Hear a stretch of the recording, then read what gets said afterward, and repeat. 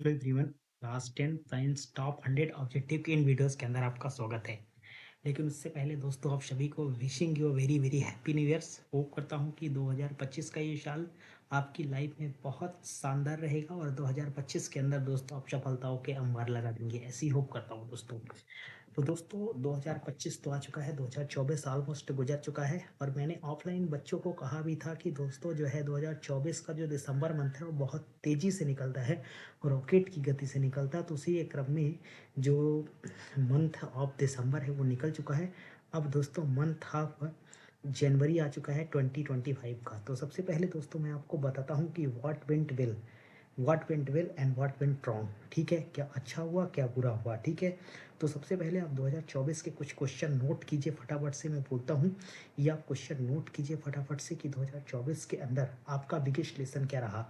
Biggest lesson है 2024। आपने 2024 के अंदर क्या बहुत बड़ी चीज़ सीखी, क्या इंपॉर्टेंट चीज़ सीखी जो आपकी पर्सनालिटी को इन्हेंस करती है।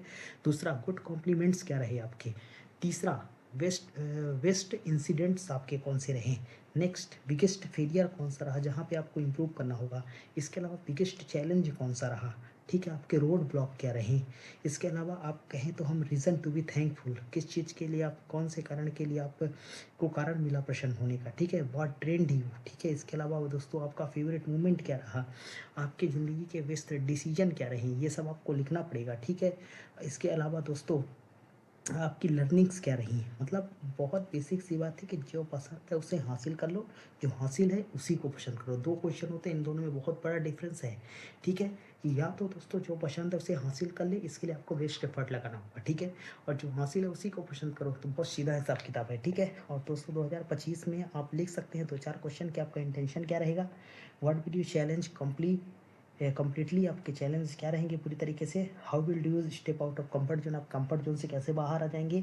विच रिलेशनशिप टू फोकस ऑन, कौन से रिलेशनशिप में आपको फोकस रखना है। आपका क्लियर पर्पस क्या है, क्लियर गोल क्या है। विच निगेटिव इमोशंस टू किल, कौन से निगेटिव इमोशंस को आप मारना चाहते हैं, सब आपको लिखना पड़ेगा। ठीक है, चलो। तो होप करता हूँ दोस्तों या ये मैंने थोड़ी थोड़ी आपको बातें बताई होंगी कि आप कौन कौन से क्वेश्चन 2024 के लिए आप सॉल्व कर सकते हैं 2025 के लिए। ठीक है, चलिए शुरू करते हैं दोस्तों। यदि बस आप इतना तैयार कर ले क्लास 10th की साइंस में तो आपको पूरे नंबर आ जाएंगे। ठीक है, आपसे एक रिक्वेस्ट हमेशा रहती है, हालांकि इस रिक्वेस्ट को आप ज़्यादा ध्यान देते नहीं हैं, बट फिर भी रिक्वेस्ट करना तो अपना फ़र्ज़ है, तो अपन रिक्वेस्ट कर देते हैं। तो डेफिनेटली इस वीडियो को शेयर कीजिए आप। ठीक है, चलिए, और सब्सक्राइब तो आप करेंगे। ठीक है, चलिए, पहला सवाल आपके सामने है। लौह चूर्ण या तनु हाइड्रोक्लोरिक अम्ल डालने से दोस्तों, जब किसी लौह चूर्ण या तनु हाइड्रोक्लोरिक अम्ल डालने से डेफिनेटली क्या होता है दोस्तों, यहाँ पर लिख लीजिए, इसका आंसर लिख लीजिए। ये एमसीक्यूज में भी आ सकता है। हाइड्रोजन गैस, हाइड्रोजन गैस वो आयरन क्लोराइड बनता है। वह आयरन क्या बनता है, आयरन क्लोराइड बनता है। ठीक है, ये बात लिख लीजिए। इसको मैंने एक वाक्य की तरह से इसलिए लिखा है क्योंकि एक वाक्य में आ जाता है। लौह चूर्ण या तनु हाइड्रोक्लोरिक अम्ल डालने से हाइड्रोजन गैस व आयरन क्लोराइड बनता है। पतले तारों में धातु का खींचे जा सकने की क्षमता क्या कहलाती है, वो तन्यता कहलाती है। कई बार मैं ऑफलाइन बैच के अंदर भी बता चुका हूँ और यहाँ पर भी ऑब्जेक्टिव करा चुका हूँ। ठीक है, तन्यता कहलाती है। हम लोग सेट पेपर करना स्टार्ट करें। ठीक है, दो तंत्रिका कोशिका के मध्य खाली स्थान को क्या कहते हैं दोस्तों, दो तंत्रिका कोशिका के मध्य खाली स्थान को हम लोग सिनेप्स कहते हैं। लिख लीजिए, बहुत इंपॉर्टेंट ऑब्जेक्टिव है दोस्तों, इस सेट पेपर के बहुत इंपॉर्टेंट ऑब्जेक्टिव है, सिनेप्स कहते हैं। ठीक है, अलैंगिक जनन मुकुलन द्वारा होता है दोस्तों। अलैंगिक जनन मुकुलन द्वारा किस में होता है, तो इसका सही जवाब हो जाएगा ईस्ट में होता है, ईस्ट में होता है। ठीक है, विद्युत धारा उत्पन्न करने की युक्ति को, बहुत आसान क्वेश्चन है, विद्युत धारा उत्पन्न करने की युक्ति को हम लोग कहते हैं जनित्र, जनित्र कहते हैं। प्रश्न ठीक से पढ़ लीजिएगा, इसमें कंफ्यूज भी बच्चे हो जाते हैं, मीटर लिख कर आते हैं। ठीक है, विद्युत धारा उत्पन्न करने की युक्ति क्या कहलाती है, जनित्र कहलाती है। विद्युत धारा को मापने की यूनिट जो है वो अमीटर होती है। ठीक है, आहार श्रृंखला का निर्माण करते हैं दोस्तों, आहार श्रृंखला का निर्माण करते हैं कौन, घास, घास मानव, घास मानव तथा मछली आहार श्रृंखला का निर्माण करते हैं। इसका आंसर लिख लीजिएगा। नेक्स्ट, पृथ्वी में सबसे तेजी से कम होने वाला प्राकृतिक संसाधन कौन सा है दोस्तों, पृथ्वी में सबसे तेजी से कम होने वाला प्राकृतिक संसाधन जो है वो वन है। ये डे बाई डे कम हो रहा है, ठीक है। आवर्त सारणी में आवर्तों की संख्या, बहुत इंपॉर्टेंट क्वेश्चन है, आवर्त सारणी में आवर्तों की संख्या 7 होती है, ठीक है। तो हमने 8 क्वेश्चन हल किए, वेरी इंपॉर्टेंट। अब दोस्तों हम लोग सॉल्व करेंगे क्या, हम लोग सॉल्व करेंगे रिक्त स्थान। चलिए पहला देखते हैं, जल क्या है।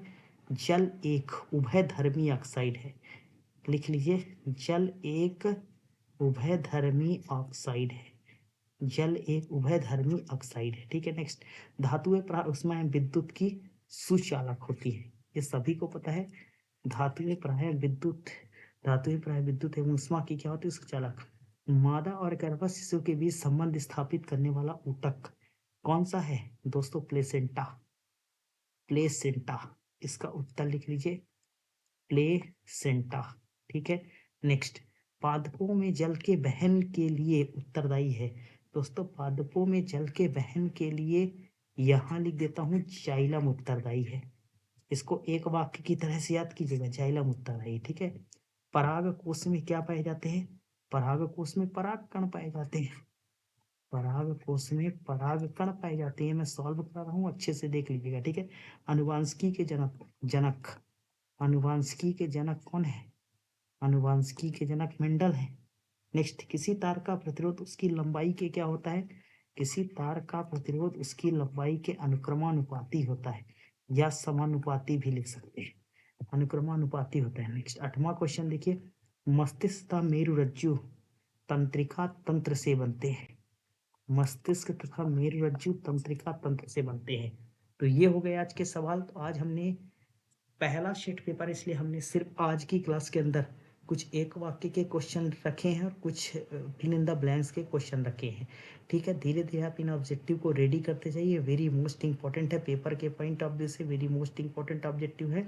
और दोस्तों आगे आने वाले सेट पेपर में आपको लंबे लंबे वीडियो मिलेंगे, जहां पर आपको पूरे के पूरे ऑब्जेक्टिव मिलेंगे, और ऑब्जेक्टिव के साथ साथ 2-2 नंबर के क्वेश्चन, 3-3 नंबर के क्वेश्चन और 4 नंबर के इंपॉर्टेंट क्वेश्चन आपको वीडियोस के अंदर मिलते जाएंगे। क्योंकि मैं ऑब्जेक्टिव पर सबसे ज़्यादा फोकस इसलिए कर रहा हूँ, क्योंकि ऑब्जेक्टिव जो है दोस्तों वो 30 मार्क्स का आएगा, ठीक है। 2-2 नंबर के प्रश्न 24 मार्क्स के आएंगे, तो टोटल ये दोनों मिलाकर 54 मार्क्स होंगे, ठीक है।